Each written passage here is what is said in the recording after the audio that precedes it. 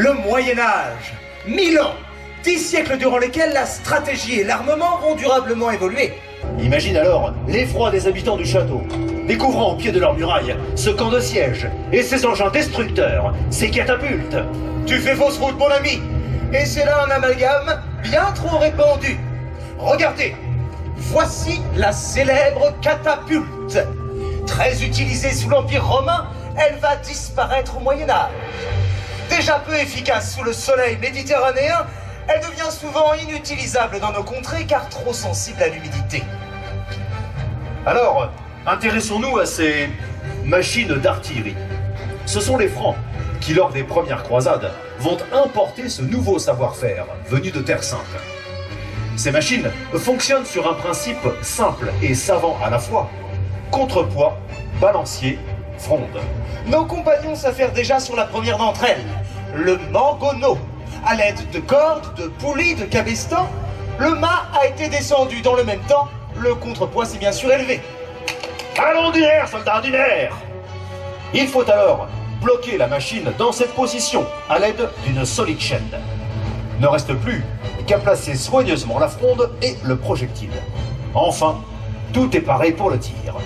Libérons la masse et la puissance de l'engin. En d'autres termes, artilleurs, déclamez!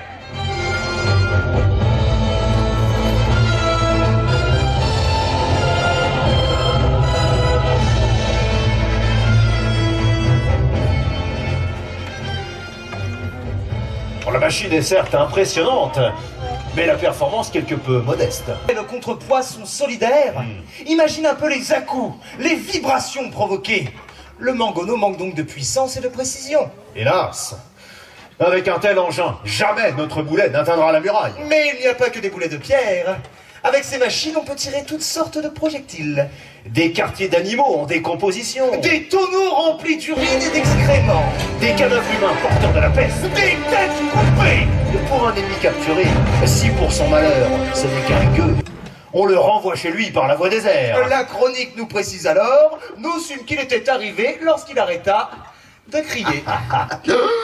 On lance aussi le feu grégeois, des pots à feu. Un terreur des villes dont les toits sont faits de paille et de chaume.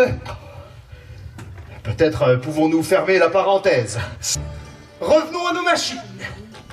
Conscients des inconvénients que présente le mangonneau, les ingénieurs vont mettre en application quelques innovations majeures.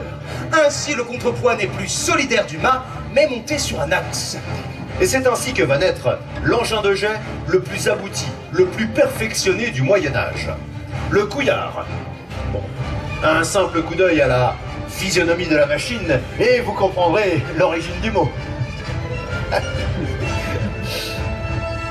Mais une démonstration sera plus pertinente qu'un savant discours. Prêtons main forte aux artilleurs.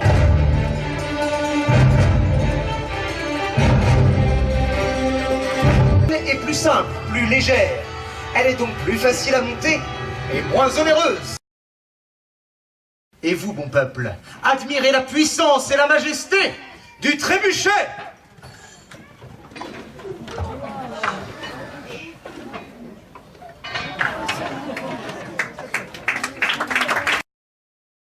Nous gardons cependant un immense héritage de cette période médiévale.